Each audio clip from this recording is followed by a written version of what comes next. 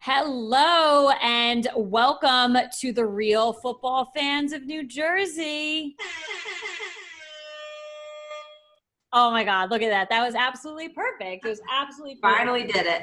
We finally did it. I'm plugging my phones in now so I can actually hear through the sound. I can only imagine, what I heard on my computer was glorious, that sound. How did it sound for you? Is pretty great. It sounds a lot better than us ourselves going bah, bah, bah. Honestly, I'm all for us going bah, bah, bah, but it was really, really good to finally have it in the mix. I'm so maybe that will be the transition on the podcast when we do our little intro and then it just comes in, but then everyone's going to get double. Bah, bah, bah. So that should just be it, a 60-minute long episode of doing that. But welcome all to the Real Football Fans of New Jersey. Thank you all for joining us for yet another episode. And in fact, we are at episode 120. So we've been doing 20 episodes since our 100th special episode in person in quarantine. We're still remote, but don't worry. Some things might be changing down the road. Things are opening up. Again, we told you a couple weeks back, we did tease you a bit with some in-person, in-live stuff. So we'll see. So thank you again. It is Thursday, July 23rd. So we're mixing it up a bit, recording on a Thursday. I was at the beach yesterday, so had to take the day. You got to take the day. You got to. Yeah. So let's get into things. So we polled you guys this week. As always, thank you for participating. We love when you guys participate. Such great participation from all of you. So we asked you 3 different questions, 2 football, 1 housewives. So our first question is, which team are you most interested in watching on Hard Knocks, the Rams or the Chargers? Number 2, which wide receiver and former Bama boy will have a better rookie season? Mr. Jerry Jeudy playing for the Denver Broncos or Henry Ruggs III playing for the Las Vegas Raiders? I had to put the Raiders on my Instagram because people are probably gonna be like, who's Las Vegas? It's still very weird. And then finally for Housewives, which East Coast franchise do you love more? Real Housewives of New York or Real Housewives of New Jersey? So let's get into the answers here. Take a sip of wine, get ready. I'm gonna take one real quick. Clench your palate? Awkward wine pause. That's to be the horn every time we take a wine sip. Every time you hear that, we're sipping our wine and taking a break. And they're going to be like, wow, these girls are drinking a lot of wine. But you already knew that. You already knew that. So let's go with the first one. Who are you looking forward to most on Hard Knocks? Obviously, Hard Knocks is going to be a little bit different, but we'll get into that later. So it is the Rams and the Chargers, and 57% of you went with the Rams. I was a little surprised by that. Who did you go with?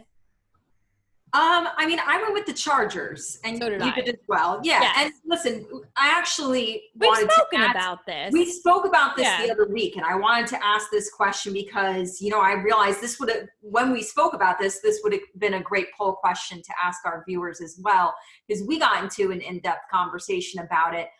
We're definitely a little more excited to watch the Chargers. I love any time a team is featured on Hard Knocks and there is a quarterback competition. So we do have Tyrod Taylor and Justin Herbert.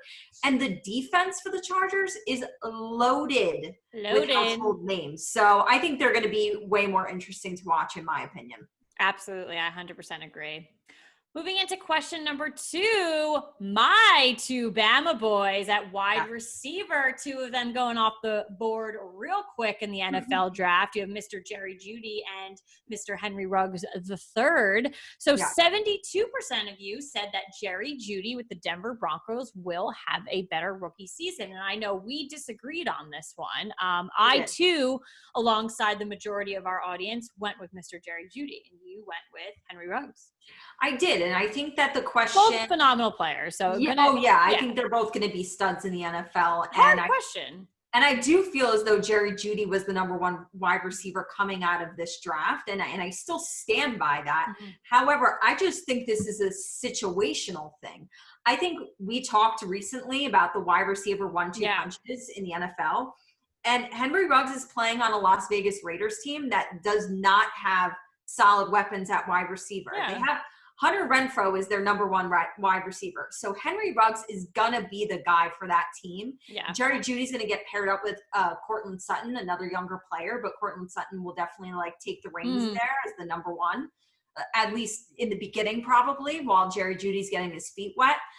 So I think this is just situational. And you know what? I have such confidence in Drew Lock being a good NFL quarterback, but he is young. He's never played a full season before, even though Derek Carr has not, lived up to great potentials. He is a veteran quarterback that helps a young receiver as well. So I think situational, I'm going Henry Ruggs. Which is interesting because if I want to put my situational hat on, I think actually Jerry Jeudy going to the Broncos is a better fit for a rookie wide receiver right now. While Drew Lock is younger, he does show a lot of potential. You have someone like Henry Ruggs going over to the Las Vegas Raiders. They're moving. Listen, he's not a part of the move to Las Vegas. He doesn't have to pick up his things and move, but he will be entering that stadium for the first time alongside all of his teammates. That's a huge move for them. And coming off of a season where so many people were like expecting the best of the best, the return of Derek Carr, the return of the Raiders that you used to be afraid of, and they kind of shit the bed. And I can't remember the last time anyone was afraid of the Raiders. I'm sorry. I have to read your statement. I will tell you. Maybe in the 80s, like 70s and 80s. No, I'll tell you. I was afraid of the Raiders at one of my first Giants games, one of my home games. We went and we were playing the Raiders. And maybe I wasn't scared of the actual team, but I was scared of their fans in the stadium. So that's fair. That's fair. I was a young and Giants fan, scared of those fans. But hey, I see it now. It's pure dedication for them. Yeah. So honestly, I think you make arguments for both sides. They're both going to have phenomenal rookie seasons. I'm looking forward to watching both of them. All right, and finally for the East Coast Housewives, which is your favorite, or how do you want to say that? Your favorite franchise out of the two of them, Real Housewives of New Jersey or Real Housewives of New York? 61% of you clearly listen to our podcast from New Jersey because we are the real fall fans of New Jersey, and you went with New Jersey. And Katie and I disagree with you. It's funny, we're Jersey gals, but that does not influence us. I do believe that there have been lull seasons of Real Housewives of New Jersey. There were times when they would bring on people that would last 2 seconds. So I just feel as though New Jersey has really become like almost a fan favorite in the last two seasons they've had. Whereas New York, I've never seen a season of New York that I didn't love, where I was like, I don't know if I really want to watch anymore. It kind of stinks now. No, I've always loved New York. Yeah. And it was the very first franchise I ever watched. So it's definitely my favorite.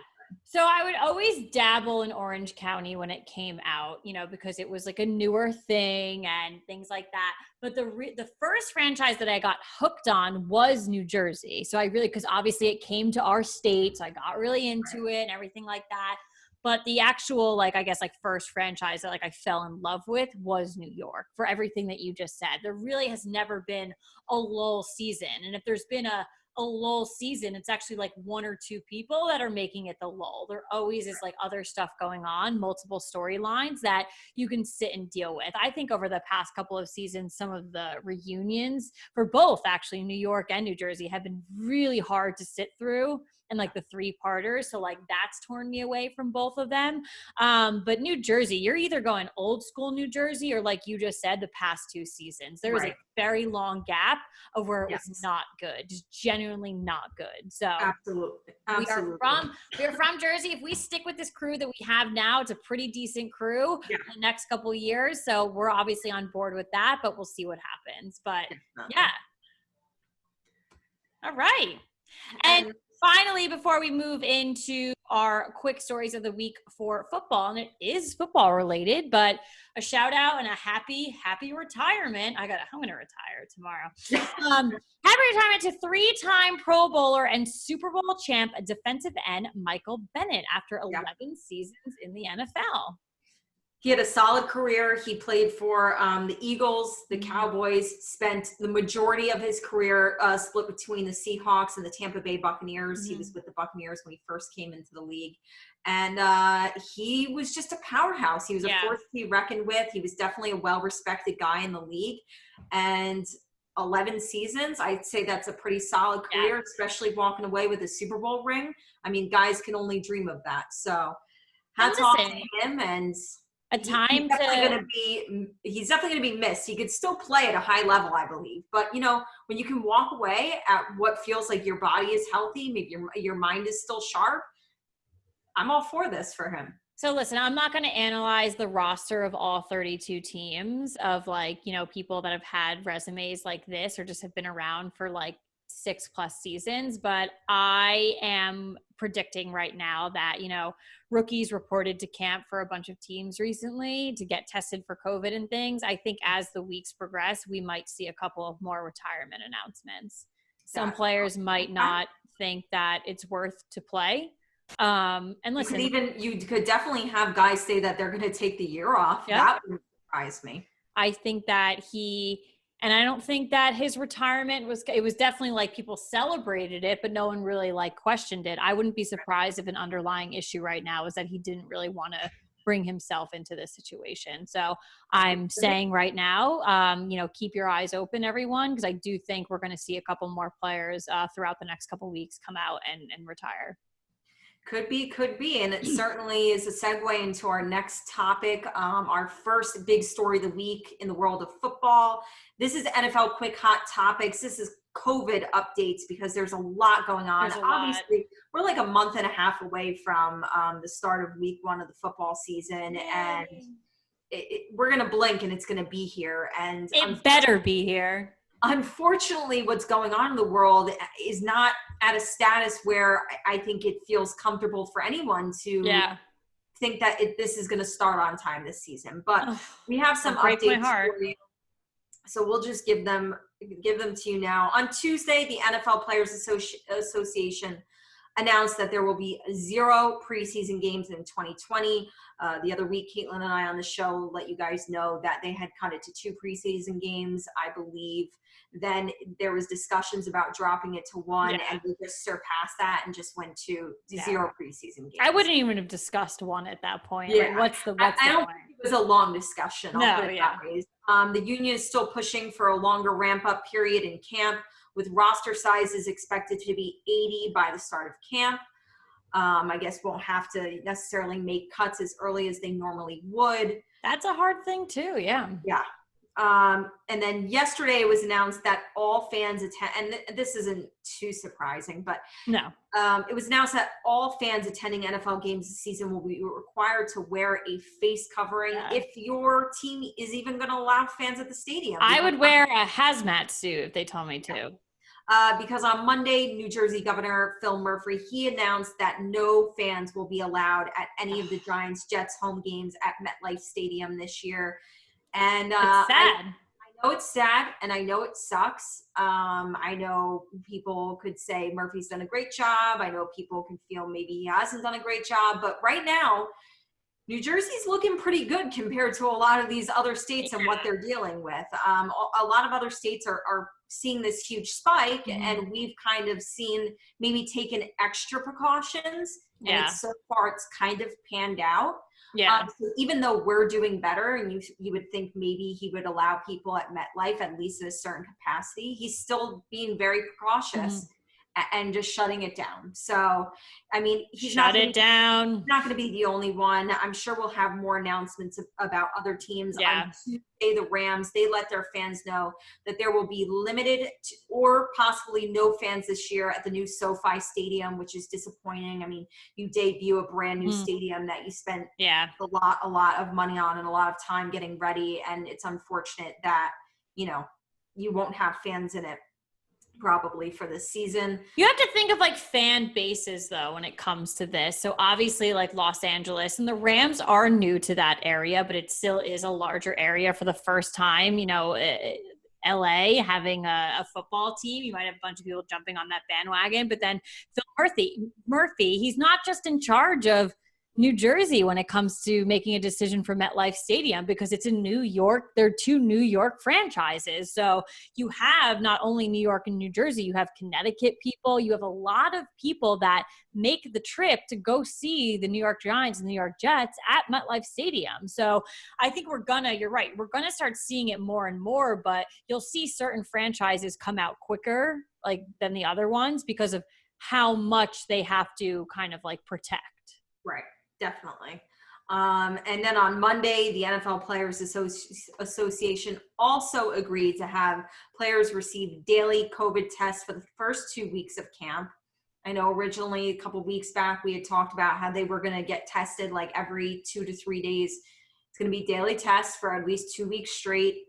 That's and then on scary. Tuesday, Our friend from Talking Giants, Justin, tweeted out today, and he was like, honestly, like these tests, like I'm just going to be online every day and see who got who's negative today or positive. You want to be negative.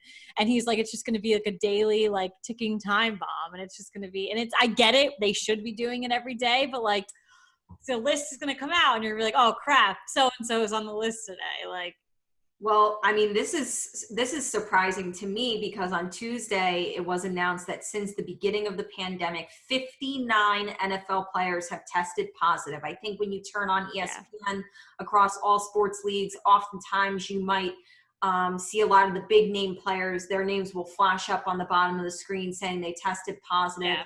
I had no idea it was at that kind of number. Mm-hmm. Obviously, they're out of 59 since the beginning of the pandemic. Right. I'm sure a lot of them have recovered now and are doing fine. Well, I wish they show that number too. I would like to know how many of them are. Yes. But 59 players. So the fact that they're going to be testing daily, it makes sense. Especially like these guys, like, you know, you got 80 guys that are going to be there still on the roster during camp. You're surrounding yourself with a lot of people and, you know, you're sweating. Maybe you have like, you know, you get cut and there's blood and there's sweat and there's like all that saliva. And you know what I mean? It's a scenario where sports are disgusting. What? Sports are disgusting. Well, so it totally makes sense. Just take extra precautions, because, you know, people are still really holding out hope. Like they're not a lot, but there's still, we're holding on to a little bit of hope that the NFL season can start on time, but they have got to do anything and everything they can to make sure that everybody is safe and everybody's good to go. So I think we're going to see a lot over the next couple of weeks. We have baseball, which is officially starting tonight. You know, they've been doing some inter games, doing some whatever. So you're going to start seeing that over the next couple of weeks of how baseball has done things. You have the NBA, and you also have the Premier Lacrosse League have isolated themselves in bubbles. So you're going to see how that works itself out. And then the NFL is going to come in a little bit later, very similar to what the MLB is doing. So we're going to see two scenarios of what is going on. So locked inside in a bubble and quarantined completely, or just taking the extra precaution, being open, no fans, just taking the extra steps and seeing that. So I know we're just a football podcast, but I am interested in seeing both case scenarios. So yeah. Absolutely. Yeah. Well, and listen, you're right. It has to be done. We want sports. We want football. So do whatever it takes. If I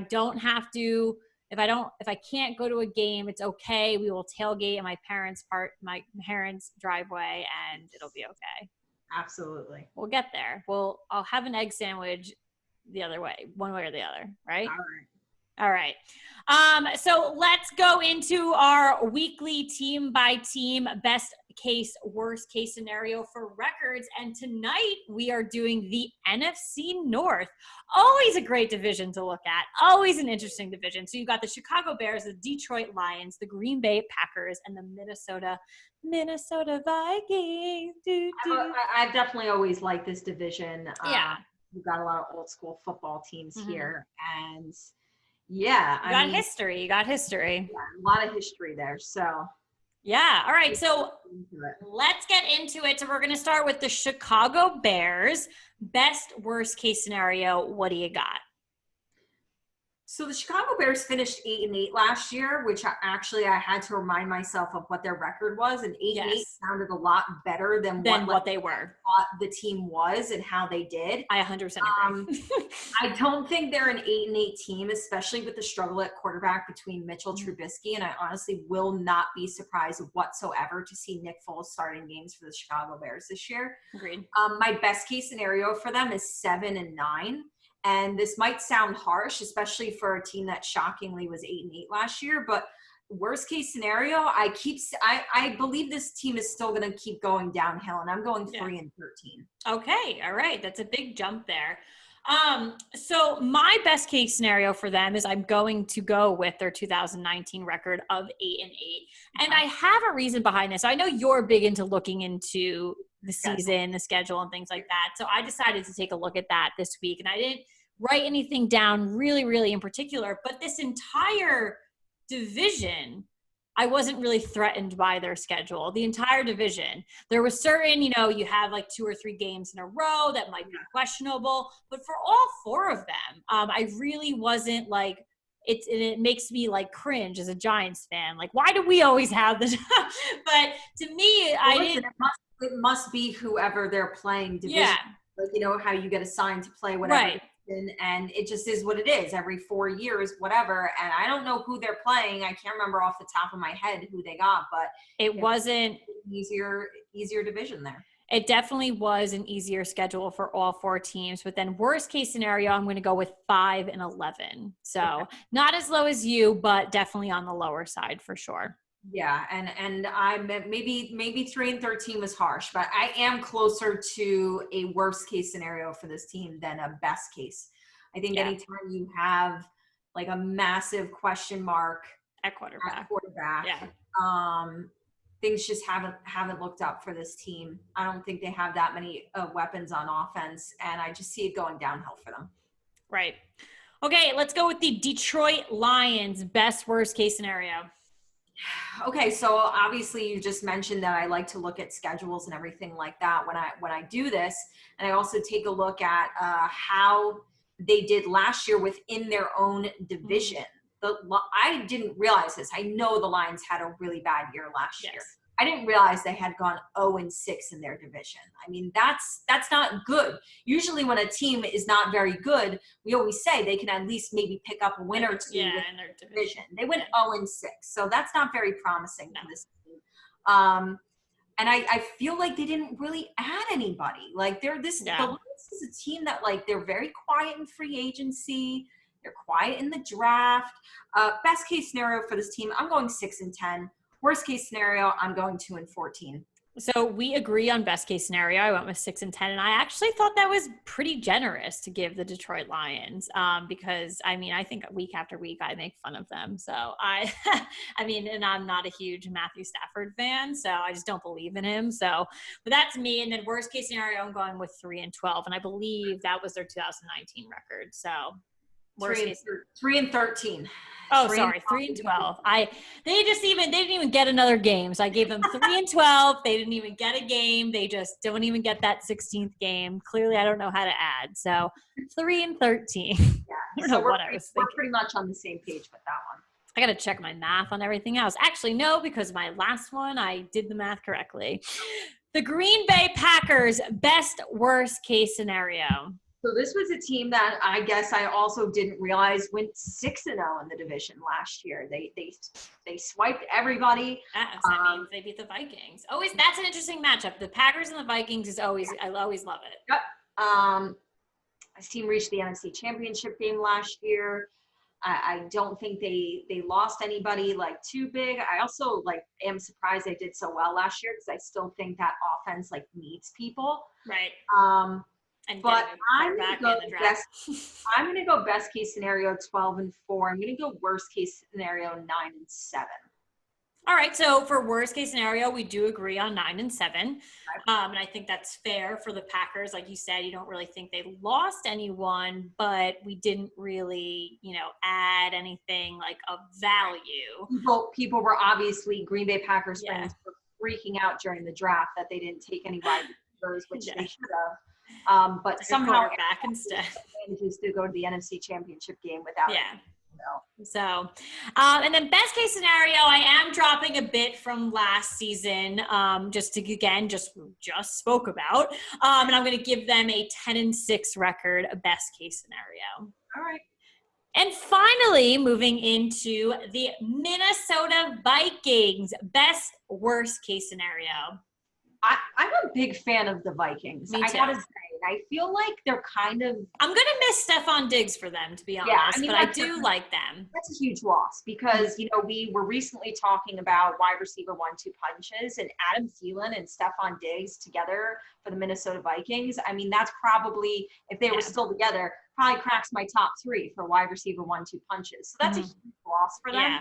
But I do feel like they're always under the radar and they're always quietly good and definitely always have a shot at making the playoffs. Absolutely. If they could live up to their potential, and this was actually their record last year. So I'm going to go best case scenario 10-6, and worst case scenario I'm going 6-10. They have a little bit of a tougher schedule than the other 3 teams, I think, but I do believe we will be closer to the best case scenario. I have faith in this team. I think they should definitely make a push for the playoffs or possibly win the division. So I'm actually going to go a little bit more in favor of them. So the Packers won the division last year at 13-3, and I think, correct me if I'm wrong, but I'm actually going to give the Vikings the upper hand there with them winning the division at 13-3. I know. So I'm going to go with there. I do have an asterisk here as for why I feel pretty strongly with them coming out on top. They do, and this is all pending of when the season starts. They do have a week 7 bye. That is really like halfway through the season bye. That's a good bye week. No? There's definitely better ones. Listen, it's like I feel like week 7's a little early. That's a little early for me. I wouldn't be thrilled about a week 7 bye. I would say like halfway through the season, I feel like you've developed injuries already halfway through. You're trying to figure out how to make it to the second half. You got the playoffs. That's like the third half is the playoffs. For a team like the Vikings who should be looking at the playoffs, I'd rather have it a little bit later. So that's fair. You can make that final push. Like get a little bit healthy before you hit the playoffs, because I'm excited to play in the postseason. I don't love a week 7 bye, but I do like the week 7 bye. And again, I'm going back on the schedules of all these 4 teams. Like weren't particularly thrilling or like really, really crucial. So if you're going to stick it dab in the middle, then it's not really that intense in the beginning, might not really be that intense at the end. So like give them a break somewhere. So I do get though the break near the end of it if you're definitely going to be a playoff team. But hey, if they finish 13-3, their last couple of games, maybe they're not playing their starter. So that's high. I'm a little surprised by that. But what's your worst case scenario? 9-7, which, you know, is it mathematically possible to have both the Packers and them finish at 9-7? So I'm not good at math. So don't forget, everybody, we're getting an extra playoff team this year. So it's very, very possible and probably pretty likely that the Green Bay Packers and the Minnesota Vikings will be in the playoffs this upcoming season. Listen, I'm not a betting gal. I bet on like slot machines. I'm not a game better, but that is something I would put $1 or $2 on. Maybe. All right. I don't know what the big shots are betting on these days, but all right. Well, those are our big stories of the week in football. We will be playing a game later that is football related. It's a fun one, so stick around. But we are going to get into our big stories of the week in the world of Housewives. Woo-hoo. So this story, pretty serious topic. We're talking about Portia from the Real Housewives of Atlanta. She was recently arrested. She has since been released, but last week she was arrested while protesting on behalf of Breonna Taylor in Louisville, Kentucky, at the home of Attorney General Daniel Cameron. And she, like I said, has since been released, but she was among 87 people who were arrested, quote, due to their refusal to leave the property and attempts to influence the decision of the Attorney General with their actions. For those of you who are not aware or maybe forget or whatever, on March 13th, Breonna Taylor was in her apartment when she was shot and killed by Louisville police. She would have turned 27 last month. We have spoken on the show before how we, you know, when the Black Lives Matter movement was really like launching, and we spoke about it on the show. I know we even took a week off because we really wanted to just be informed and understand, be sensitive to what was going on in the world, and it's still going on. I think it's a reason why we want to talk about it on the show tonight, because even though, like, however, you know, this happened in March, Like, we don't want people to forget. No. That's like the biggest thing is like, you can't have people, you know, forget about what's going on in the world. And it's not like a fad, and it's not like, oh, No. Black Lives Matter for like a week. No, it matters always. And Yeah. so Portia, we talked about her on the show before. We commended her. I think it was her grandfather was like a civil rights activist. Yeah. And she has really taken this very seriously. She's shown up at several protests. Yeah. She's using her platform for the greater good, and, you know, has shown how serious she is about this, so much so that she was willing to, get arrested. And just to do what she felt was right and what is right. And definitely just wanted to talk about it again, commend her again. Happy she was released, happy that she's okay. And I don't think this will stop her by any means. No, not at all. Not Portia. No, definitely not. She's very determined to do what's right, as we all should be. And just felt like this was definitely something we wanted to talk about tonight, and just remind everybody about, like, we can't forget about the things. I know, like COVID, the pandemic, but there's a lot of things going on in this world that we all need to, like, open our eyes and pay attention to, and absolutely not forget about. Listen, and her doing this and being open to, you know, going out there and risking it all and getting arrested is, you know, it creates a storyline. It creates that conversation, that, you know, everything like that. It's getting out there again. We're talking about it on the podcast. It's getting things out there. It's not, the communication of it can't stop. It just can't find this like dead end. And it's just like, great, all we're going back to is talking about COVID and all this stuff. Like, no, like, there is so much more going on that has been going on. You can't just stop the conversation. So again, she's going out, doing her thing. She's not going to stop. Like we just said, like, she's going to keep going, as she should keep going. Keep on going. A lot of respect and a lot of love for Portia. What she's doing is amazing. Absolutely. 100%. All right. So on a lighter note, I guess, for the Housewives, a lighter, but I don't even know, a medically more extreme note. So we're going to give you, probably for the first time ever, a Housewives plastic surgery update. And we say that for the first time ever, which is shocking, because these women have like plastic surgery parties all the time. Like, why can't we be that? Like, why, Katie, do we just hang out and drink wine or go do something? Why can't we have a plastic surgery hangout? Yeah, you know what? Like, if I had that money, as much as like I would think that I would get plastic surgery, it still worries me about going on, having surgery is very serious, and having surgery just to fix something physically about yourself, you have to ask yourself, yeah, I can afford it, but is it worth having surgery? Like, anything could go wrong. I mean, Kanye's West's mother died from complications from plastic surgery. Yeah. What about like non-invasive, like Botox? Oh, yes, that's a different thing. That's a different thing. But what we are talking about is legitimately plastic surgery. So on Monday, Miss Sonia Morgan revealed on Instagram that she got plastic surgery, which was like, no shit, Sonia. Thank God you came out and said it. Like, she looks great. She looks phenomenal. But when she was on Watch What Happens Live, I was like, no shit, she got something done. She looks like too good. Sonia's the kind of person who has no shame. She doesn't care. She doesn't care. So after wrapping up season 12, she went out and got some work done. She got a lower facelift. So is that like just like here? People listening. All I know is she's like talking about the fact that she had like jowls. What's a jowl? Okay. You almost want to like maybe reference like a bulldog when they have like little droopy like jowls, like, you know, like you start to sag, like I don't know. Okay, so if like people like listening to the podcast, like you don't understand, like I laugh, but my laugh is pretty much like silent half the time. So like we're recording and I'm laughing hysterically at Katie, but it just sounds like she's just talking. And like I also snort, so my laugh is either like silent or snort. So there's no in between. But that was hilarious. Next time you do a silent laugh, we'll go. Bah, bah, bah. I did it again.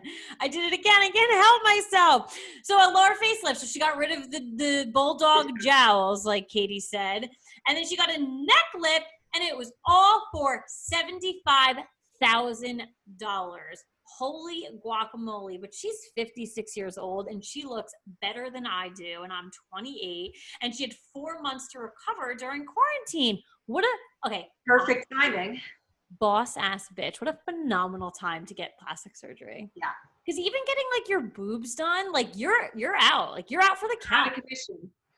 And like I think about that constantly. I'll be open to our podcast listeners. I think about that all the time. And I'm like, oh, I know that I'll be out for a count. I can't work out. I can't do certain things. Like, is it worth it? Like maybe I should just suck it up and move on. But that was a great time. I should have done it before quarantine. What was I thinking? But $75,000. Holy guacamole. But she does look phenomenal. Looks great.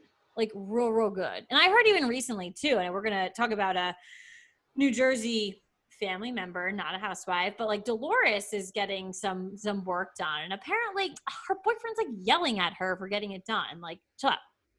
Let her do what she wants. They're beautiful. Let them do what they want.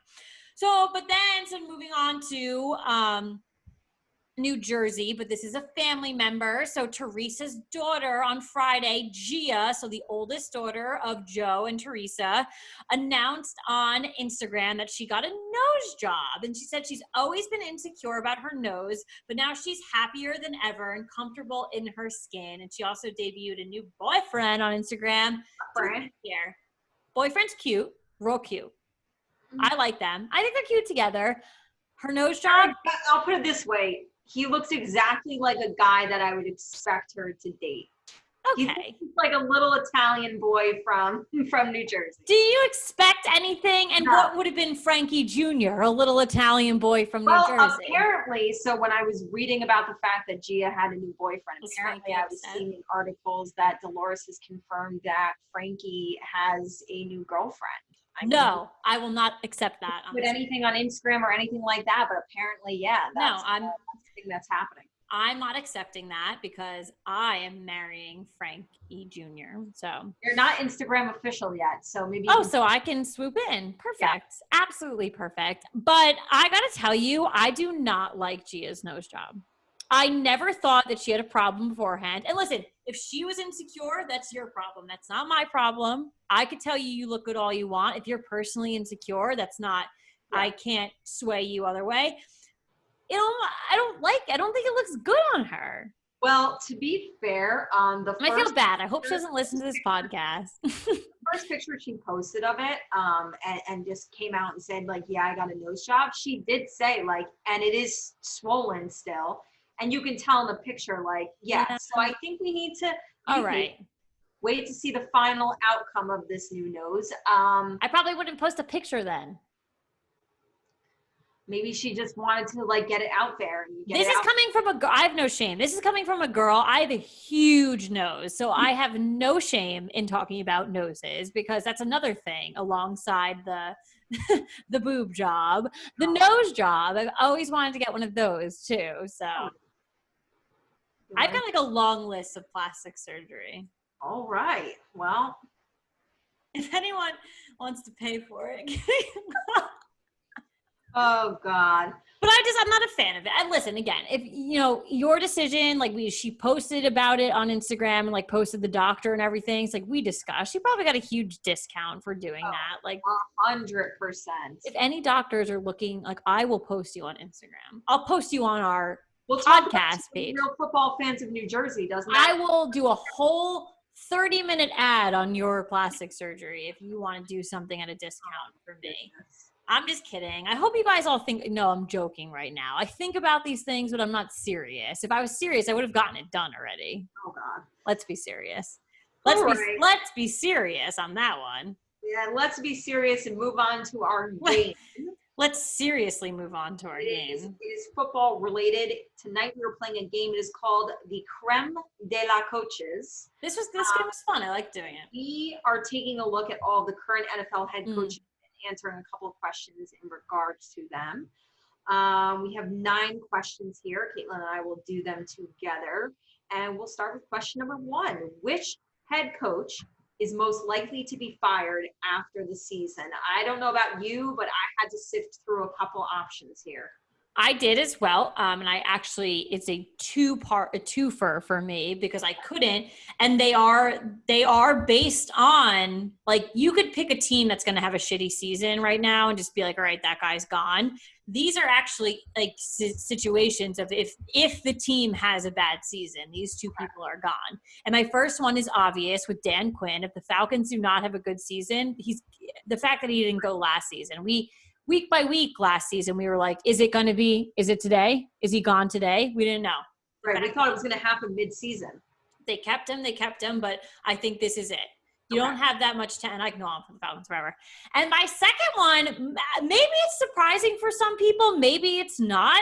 I'm severely convinced that if the Steelers do not have a good season, Mike Tomlin's on the chopping block. Enough so that he made your answer for this question? Yeah. Yes, I'm very shocked by that. I think it is a ballsy answer, but the Steelers need to look to the future, and I think they're thinking about the 2007, 2008, like that, like the circa, like early 2000 Steelers team that they once were. They have to look towards the future, and I like Mike Tomlin. Like, I really do like him as a coach. Like, I almost thought about him for number 2 when we get to that question, but maybe it's just maybe he's not a fit for the Steelers anymore. A lot of changes have happened in that organization. So I think that they need to turn things around. And if they don't, he's gone. All right. Well, I think if you're correct on that one, I think Mike Tomlin won't wait. A lot of head coaches, when they're fired, they don't necessarily get another head coaching job. They'll get an offensive coordinator job, a defensive coordinator job. Maybe they'll go to college. Mike Tomlin would be one of those guys that would get picked up as a head coach by somebody else, for sure. I agree. And that's what I'm saying. I like him. I'd take him. I will say I have 2 honorable mentions. One of them is Dan Quinn. One of them is Adam Gase with the New York Jets. Yeah, but that was like more of the obvious one. I wanted to like keep the people on their toes. Well, my answer for this question is a guy who I was also surprised hung on to his job at the end of the season. I thought for sure he was going. They had every right to get rid of him. I'm going with Doug Marrone from the Jacksonville Jaguars. That is a very, very fair answer. Especially the reason that I'm going with this is he barely hung on to the seat of his pants last year. Like, I'm shocked he kept his job. And the fact of the matter is, this is just going to be another season when the Jacksonville Jaguars aren't good. So they're going to be a losing team again. You almost wonder why, like, they kept him and, like, the Giants let go of Pat Shurmur. Like, listen, like, I'm very excited for Joe Judge, but, like, I liked Pat Shurmur. Like, I thought he could have hung for another season and figured shit out. So, like, you wonder why, like, Jacksonville, very similar situation, didn't. I think Doug Marrone has held on to this job longer than I thought he would. I think longer maybe than he thought himself. And again, I don't didn't get the text, and he was like, "I'm good." Don't expect a winning season from the Jaguars this year, and I think he, to me, was the most obvious choice for this one because although I have Dan Quinn as an honorable mention, there's still hope. Like the Falcons just had a weird year last year. Normally, they're very good. So I don't know. We'll see. Shaking my head. Question number 2. If you could have any head coach not named Bill Belichick coach the New York Giants, who would you choose? Is that like, did you make that question like steered towards me not to pick Bill Belichick? Or obviously I would, if I could have any NFL coach be the coach of the Giants. But is it because he is just a good coach or because he has the history with the Giants? Because I'm going for the twofer there. But mainly because he's the best coach to have ever coached in the NFL. No, I 100% agree with that. So I hope your husband listens to this episode. I'm going with Kyle Shanahan. I'm very pleased with what he's done for the 49ers. He's got that young coach kind of like, MO that people are like kind of into. I think we have that with Joe Judge too, but not like super, super young. But like, listen, is that going to be like a one-time deal like with Sean McVay? Is he going to fizzle out? But think about what Kyle Shanahan has done over the past 3 seasons with, I know the Rams did go to the Super Bowl with Sean McVay, but what? Has he already been with them for 3 seasons? I believe I think 2017 he was picked up. No, I could be wrong. I think it was 2017.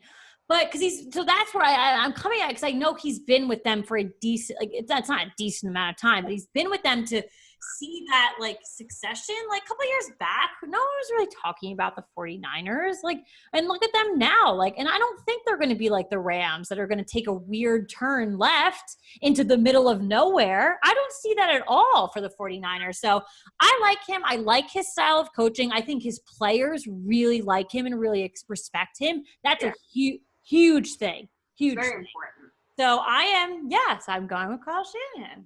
It's funny that my husband is going to love you a lot more than he loves me right now, because I went with the Pete 49ers Carroll rival, and I went with Mr. Pete Carroll. I do love Pete Carroll. I do. I'm actually surprised Caitlin didn't say Pete Carroll. I do love Pete Carroll. We're big Pete Carroll fans. To me, he is the ultimate players coach. What's not to love? That guy, he's, I believe now with Tom Coughlin out of the league, that Pete Carroll is the oldest NFL. He is, I think, the oldest one, yes. Which is so shocking. Like, he jumps around on the sidelines, excited like he's like a 6-year-old kid. Like, up on Christmas morning and saw a whole pile of presents. I love his energy. I love his enthusiasm. He's a proven winner. And like you just said, it's very important that your players love him. Such a lovable guy. I love Pete Carroll. A lot of respect for him. I would love it if he was the coach of the New York Giants. That's a great, he was definitely in my top, but do love him. All right, question number 3. Who are your, and hey, this might play off of our previous question, but who are your top 3 best head coaches in the league right now? I am going with Pete Carroll, Bill Belichick, and Sean Payton. Okay, I'm going Bill Belichick, Sean Payton, and Andy Reid. Yeah, Andy Reid's good. He's good. Yeah. He's good. All right, question number 4. This is an interesting one. I felt like there were some candidates for this one. What head coach do you think is underrated? Maybe I'm wrong, but like, why do I feel like Bruce Arians is super underrated? He's underrated. So last night, like I told my husband, because like Tampa Bay, like hiring him, I felt was like a big deal, and like, but like I feel like I didn't get that vibe from a lot of people, and I was like, wait a minute, like I feel like he's my underrated pick. Last night when I was doing my answers and my research for this game, and came up with my answers first, and then simply like told my husband, hey, we're playing this game, like, what are your answers? What do you think? And he said Bruce Arians for this question as well. Like, so, I think he's kind of like, he's like that forgotten vet. Like, he's a proven winner too. Like, he has college experience too. Like, he's got a lot, like, there's a lot in there for him. He's got a lot. You know how like we have like all of the veteran quarterbacks that are kind of like fizzling out, like going off retirement now?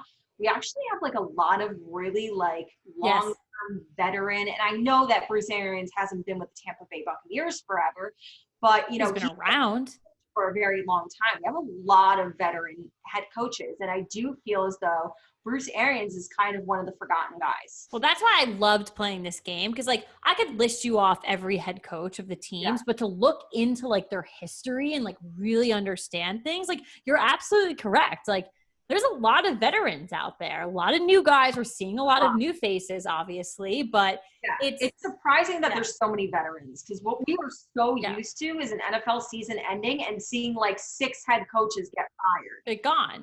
But when you get it right, real long time, and a lot of these guys have shown that and proven that. Yeah. So my underrated coach, I feel like, is a really good answer, because I do feel okay, I'm good. You can hear me, right? Yep. Can you hear me? I can. Am I frozen? Okay. All right. I feel like my answer is a good answer, because I do feel like people probably just straight up always forget about him. But I'm going with Frank Reich from the Indianapolis Colts. Now, the reason I'm going with him is because this is a guy who's overcome a lot of adversity, right? Josh McDaniels was set to go to the Colts. Like he had accepted the job. Like he was ready to go. Yeah. And then he backed out last minute, and Frank Reich was just like, at that point, everybody else had already hired their head coaches. So Frank Reich was just like, oh, I guess we'll go with you. You're all that's left. He goes in, not only has he overcome that adversity where he wasn't even really supposed to be the head coach in the first place, he dealt with the fact that, Andrew Luck suddenly retired out of nowhere. Like that was something that he had to deal with. And in his first season coaching the team 2 seasons ago, in the 2018 season, I don't know if you remember, the team started 1-5 before winning 9 out of their final 10 games. That's crazy. They went 10 after starting 1-5, went 10-6 on the season. They made the playoffs. They won a playoff game once they got in there. And I feel as though I'm just a big fan of Frank Reich. I feel like I like his style. He's a former NFL football player himself. He's a great pump-up guy, and I feel like he does not get enough credit. And I know that maybe the Colts are not one of those flashy NFL teams right now, but he's a good, steady head coach, and I really like him a lot. Well, I like that pick a lot because maybe I was underrating him. Yeah. And I like you reading that off because I think I was definitely a part of that crew that kind of just maybe swept him under the rug or just wasn't paying attention to him enough. So, yeah. All right. So bouncing off of that, question number 5, which head coach do you think is overrated? And I don't know. I feel like sometimes I get nervous about saying something like this. And I know we've spoken about him in the past. I even thought we brought it up a little bit earlier. I feel like people might throw daggers at me, but I just feel like Sean McVay is super overrated. Listen, he was almost my pick. Because obviously, yes, we have talked about on this show how Sean I need to see more success. I can't just see a one and done success story. He had that one good season, and granted, he made a Super Bowl, great, fabulous. But then the entire league went bananas trying to find their Sean McVay. Yeah. And then Sean McVay just did a complete U-turn and didn't back up that phenomenal season that he had with them. Yeah. So I think, he is overrated. And I don't disagree with you. He was a thought to put this for me. Rams fans, don't throw your daggers at me. You're really my husband's favorite tonight. Hating on the Rams, loving the Niners. I'm sure he's going to be all about this. I'm just trying to make our relationship work. I actually, and listen, it pains me to say this. I don't want to throw this person's name out there, but I just have to. This is a guy who just has a big, well-known name, but I feel like he's overrated. John Gruden. I hate saying it. I really hate saying it. I like John Gruden. However, I think he's overrated now. His name is bigger. Yes, now. This is what I want to say is the fact that John Gruden, I just feel as though he doesn't translate anymore in today's game. He was once a phenomenal head, but he spent years and years and years, being an analyst, doing commentary, and he came back in, and I just feel as though not only has he not changed anything around for the Raiders still have not been competing at a high level. I feel like he does his style doesn't really translate anymore into today's game. And then I also feel like him and Mike Mayock do some really weird head scratching things in these last 2 NFL drafts where I feel like he's trying to be sneaky, where he's ooh, I know about, me and Mayock know more about than anybody else. So these picks might seem random and weird to everybody else, but they're hidden gems when I really feel not really. I feel like they draft poorly, right? Yeah. And then they don't win. So I feel as though John Gruden's name is higher than his actual head coaching abilities right now in today's game. I think that's a completely fair answer. I wasn't shocked that you picked it. Even earlier with me picking, Henry Ruggs going to the Raiders and, talking about, I think Jerry Jeudy's kind of better situation because of, is a better season because of, situational things. I just, maybe John Gruden's a situational thing. Yeah, and I mean, it's not like I see the Raiders having a good year this year either. So I don't know. Gruden, I've given John Gruden a chance, but I think this is going to be another bad season for the Raiders, and it just is going to show that just because he has a flashy name, it didn't really change anything for them. Yeah. All right, number 6. If you had to pick one of the other NFC East coaches to coach the Giants, who would you pick? So we obviously have Mike McCarthy for the Dallas Cowboys. We have Ron Rivera for the Washington Redskins. 2 new names to our division, but obviously veteran head coaches. And then we have Doug Peterson for the Philadelphia Eagles. Who are you going with? This is actually a hard one. I think you could argue all 3. You can argue all 3. I know if you're watching the video, I rolled my eyes at Doug Peterson, but I think you can. It's funny, when we were looking for our new head coach, you know, we had Mike McCarthy and Ron Rivera in the running. I definitely wanted Ron Rivera in the beginning, but like, as I kind of like came to my senses and was like, let's look at realistic things, like I was definitely more of a Mike McCarthy gal. And I think that's what I'm going to go with right tonight. So Mike McCarthy. I went with Doug Peterson. You did. Okay. I think you're delayed a little bit from me, your connection. But I went with Doug Peterson after you just ripped on him. But or slightly like just was like rolled your eyes about him. But I'm going with Doug Peterson. As much as I love Ron Rivera, he was with Carolina. He had Cam Newton, who, when he was in his prime, was doing great things. It wasn't a bad team. Like, they had a lot of weapons on that team, and he's never won a Super Bowl. You have Mike McCarthy. He did win a Super Bowl with Green Bay. It was back in like 2005, so that's 15 years ago. He's had Aaron Rodgers to work with this entire time, or obviously, you know, he's with the Dallas Cowboys now, but he was with Aaron Rodgers like that whole entire time. And I feel as though he didn't utilize that. Like, I can't even believe that Aaron Rodgers has only won that 1 Super Bowl. So I feel as though he just declined. And I'm going with Doug Peterson. He recently won a Super Bowl with the Philadelphia Eagles. He's a very ballsy coach. He's the kind of coach that is going to go for it on 4th and whatever. It doesn't matter what it is. He's going for it. Called trick plays, called that Philly special trick play in the Super Bowl. I like his aggressiveness, and he's a very offensive-minded guy.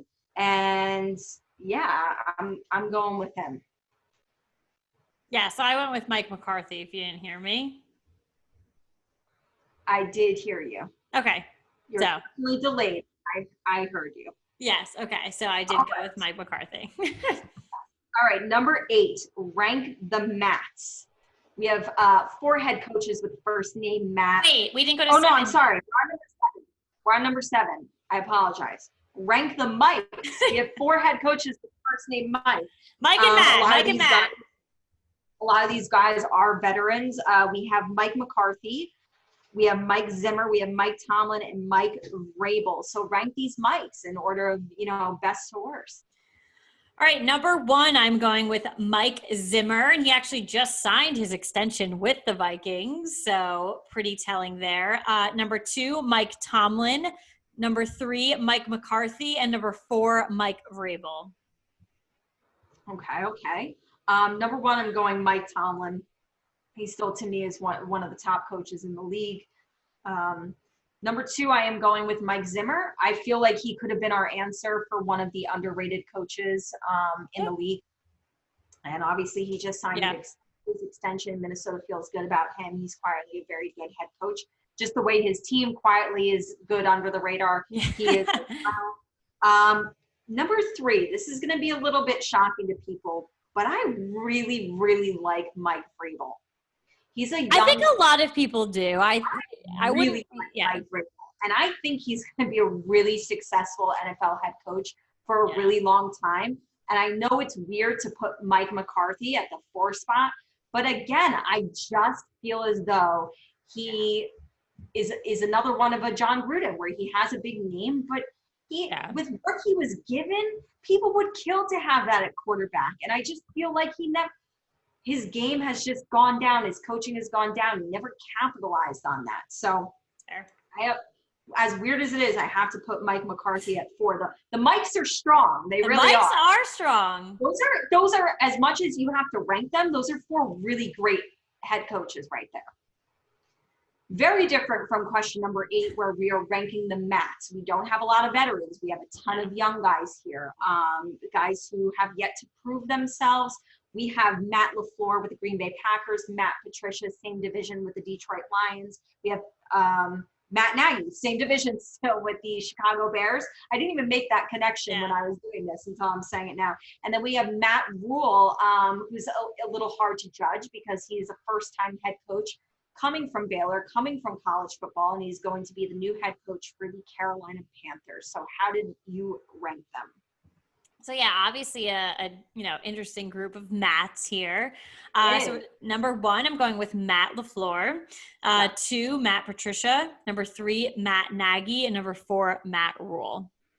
I just flip-flopped 2 and 3 from you. I have Matt LaFleur at 1. I have Matt Nagy at 2, only because of the fact that, like, as much as I really wanted to see Matt Patricia do well with the Lions. I think we all did. And like, I'm still holding on like this much. I mean, they are just not only having losing records, but like really, really bad. Yeah. So I feel like Matt Patricia is 100% another head coach that's on the hot seat this year. If the Lions do what we talked about before, let's say they go in like 3-13, unfortunately, Matt Patricia is going to have to go out. And I kind of think that he just needs to stick to being a defensive coordinator. Because listen, if it ain't broke, don't fix it.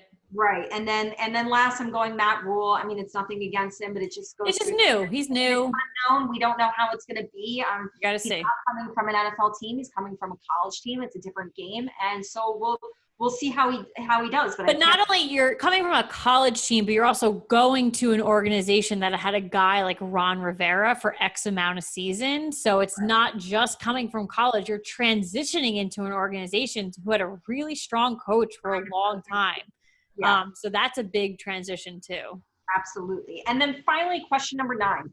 Oh, this was a good one. This is a good one. This is a good one. We can argue so many for this one, but which of the head coaches that have already won a Super Bowl has the best chance of winning another one in their career? So I'm going to actually list them for this. There's a bunch. And like, this goes to show that I talked about before, how we have a lot of veteran head coaches in the league. I know it doesn't feel good that list way. of guys here. They're flipping in and out, but when you got that guy, they stick around for a really long time. So guys, head coaches that have already won a Super Bowl before, we have Pete Carroll, Mike Tomlin, Doug Peterson, Sean Payton, Bill Belichick, Andy Reid, John Harbaugh, Mike McCarthy, and John Gruden. Won it back in the day, I believe 2003 with the Tampa Bay Buccaneers. 2003, 17 years ago already. So don't say that. Don't wild, say that. Wild. Listen, I'm going with Andy Reid because you don't pay your quarterback $500 million and not win another Super Bowl. You better be the most likely to win. My husband really disagrees with me on this one, but I do. Who'd he pick? I picked Andy Reid. No, who did your husband pick? Oh, who did he pick? He picked Pete Carroll. He picked Sean Payton, I believe. Oh, okay. No, I'm sorry. He picked John Harbaugh. And it's a good answer. Team, they're one of the hottest teams in the league right now. But we both agree, as much as I wanted to put Sean Payton, I had to think about the fact that, yes, for however many of the last years, I was like, the Saints are going to win. They got to win. It's their time. Did you think about retirement, though? I am a betting woman, and I 100% believe that this is Drew Brees' last season. Mm-hmm. And so this is, to me, it's like, you have this season to win it with Drew Brees. And if you don't, I mean, your team, anytime you lose a quarterback like that, your team is going to go into a rebuild with whoever your next new quarterback. Yeah. Even if it's the hottest rookie in the draft. Shouldn't have gotten rid of Teddy Bridgewater. So to me, that window of only having left with Drew Brees, I couldn't say Sean Payton. And the window that Andy Reid has with Patrick Mahomes now, to me, got a big one. I really do think the Chiefs win at least 2 more Super Bowls with Patrick Mahomes. I really do. The Chiefs win 1 more in the next 3 years, in my opinion. Oh yeah, I can 100% agree with that as well. I definitely think so. No. That was a great game. I know we're always like constantly looking. Yeah, we're constantly looking at the players and evaluating players, but head coaches, those are fun to evaluate as well because they're constantly changing. Yeah. But they're at the same time, like, you have a lot of new faces, but you also have a lot of guys who are really proven and really great, and that any team would probably love to have. So Yeah, that was I like that game. It was fun. Alrighty, so we are at that time of the night to get it off our chest, and I hope you guys didn't think we were missing a topic tonight. So we're actually going to do a joint get it off our chest tonight. It's negative, and we're gonna get it off our chest. So on Thursday, a story came out that 15 former female employees and 2 journalists who covered the Washington football team, because that is, as of today, what they're calling themselves, Washington football. Temporarily.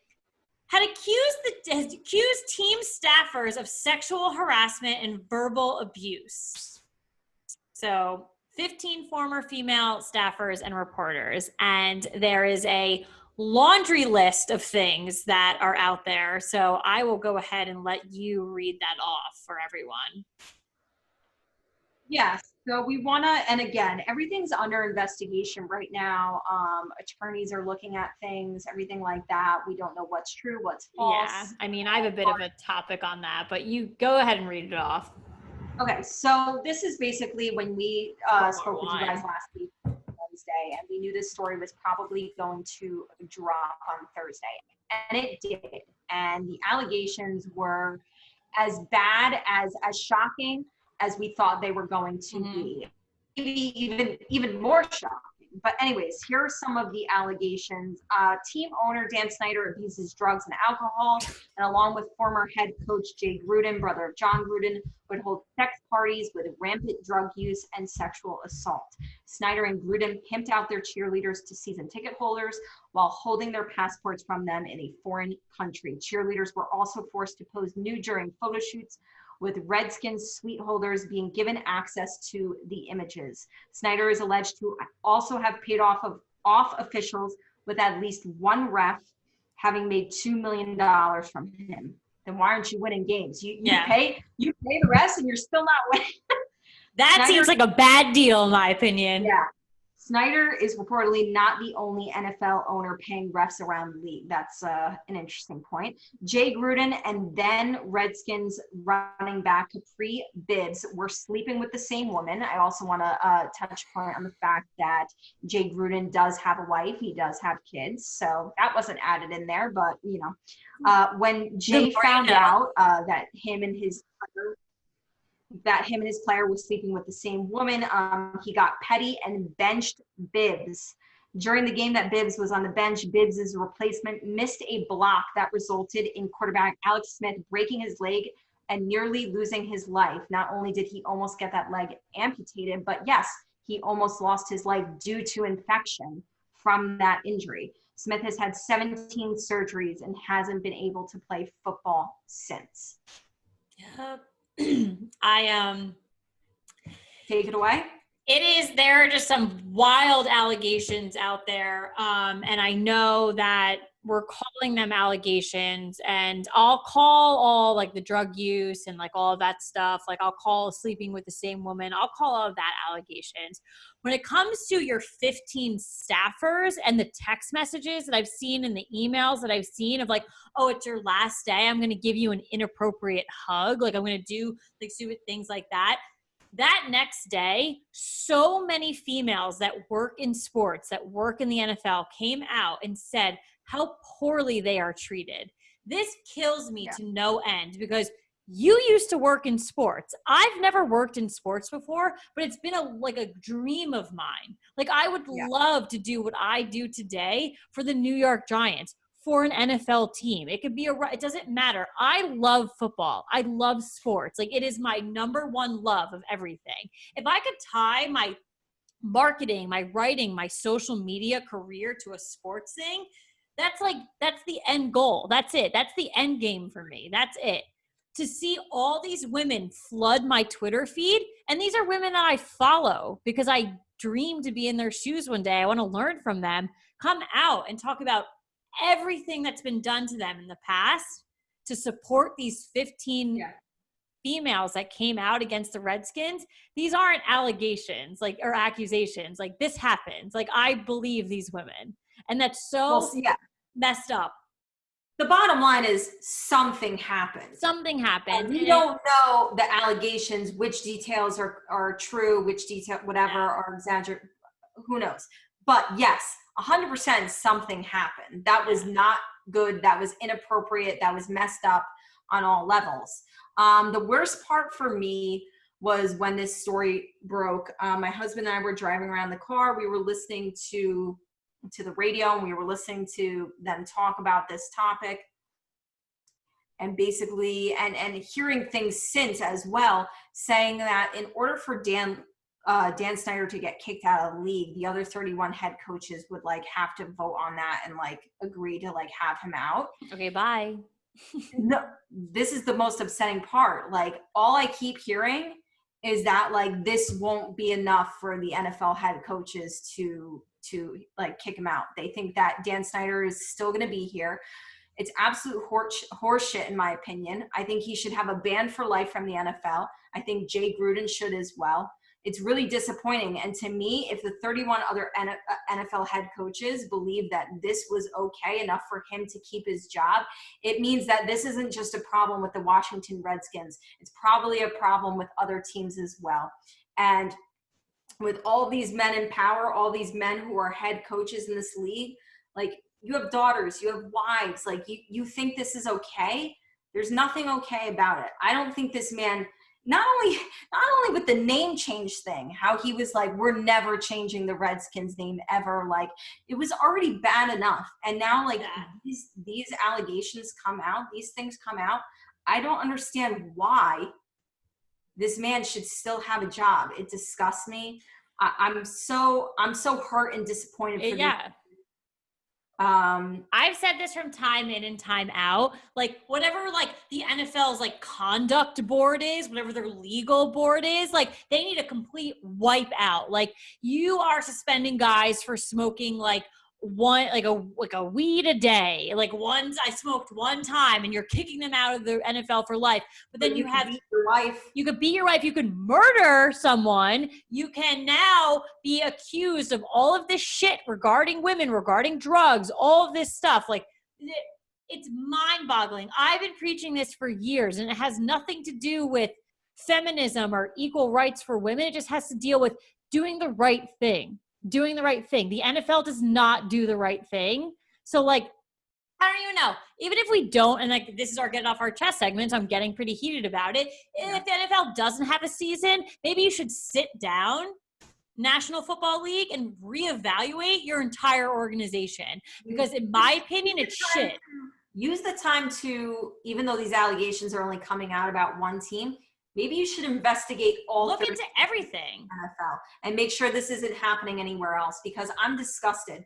And if Dan Snyder is still going to be in the NFL, if he's still going to be the owner of the Washington football team or whatever the hell they're going to call themselves, I'm so disgusted. I'm so disappointed. I'm so heartbroken over that, to even think about the fact that and this is on ESPN, on sports radio, everything. They're no, we think Dan Snyder is still going to have his job. Probably. He's most likely still going to be the owner of the Washington football team. When I first heard that remark, I was like, what? I was like, how?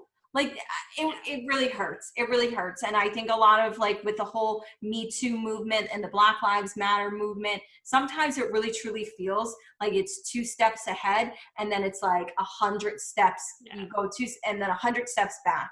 And I feel as though not only clearly with the Redskins and the NFL, I feel this whole thing with women, not just in sports, but just in the workplace in general, it's not great for women out there. It really isn't. And it's really sad.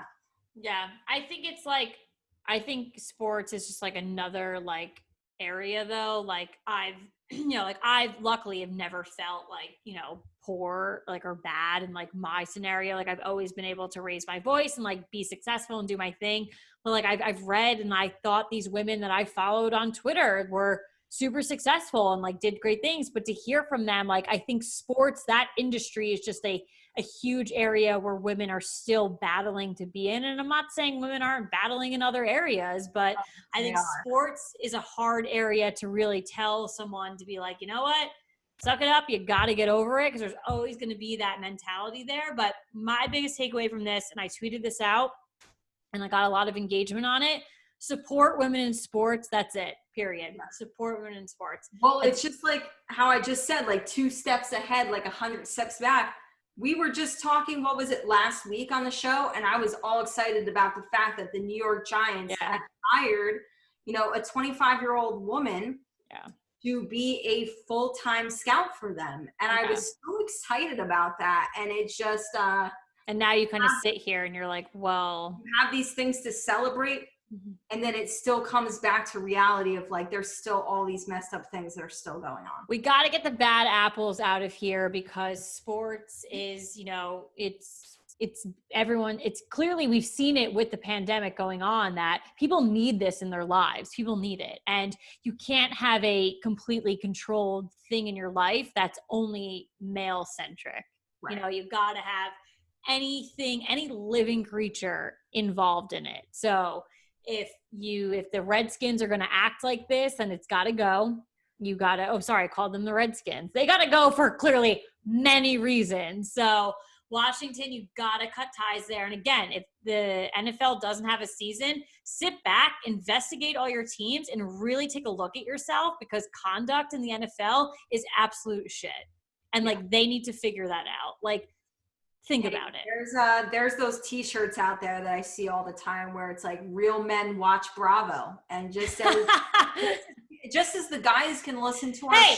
Some of the manliest men I know watch Bravo. So for the guys like who listen to our show and support, you know, us talking about Housewives and enjoy listening to us talk about Housewives, I think that's great. I love that. And women too, like, you know, watching football and being huge fans of football the way we are.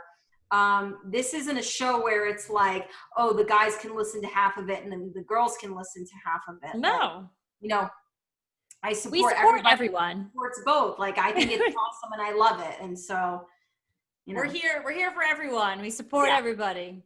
Absolutely. Except if you're an asshole, we don't support you. Yes. Not the haters. We don't support the haters. All right. Well, that is our show for this week. Very good one. Things that you don't want to miss. Obviously, we're normally with you on Wednesdays, but it is now Thursday night. And the Real Housewives of New York is on tonight at 9:00. And then we just want to point out, I know that it's crazy. The summer is just flying by. It's going to be August soon, which means that the Real Housewives of Potomac, the new season is less than 2 weeks away. The season premiere is August 2nd. So get ready for that. You know, I'm not a fan, but I've been seeing more and more online that it's like, we were talking about underrated coaches before. Apparently it's the most underrated franchise. Maybe I should give it another chance. I don't know. Well, I'll circle back. Talking about circling back, I need to refill on my wine, but I hope you guys all have a great night. Thank you for joining us. Caitlin's still good on her wine, so it's because I refilled. Oh, she refilled. Okay. I refilled. All right. Well, I hope you guys are all refilling too, and have a great rest of the week and enjoy your weekend. Cheers. Bye-bye. Cheers.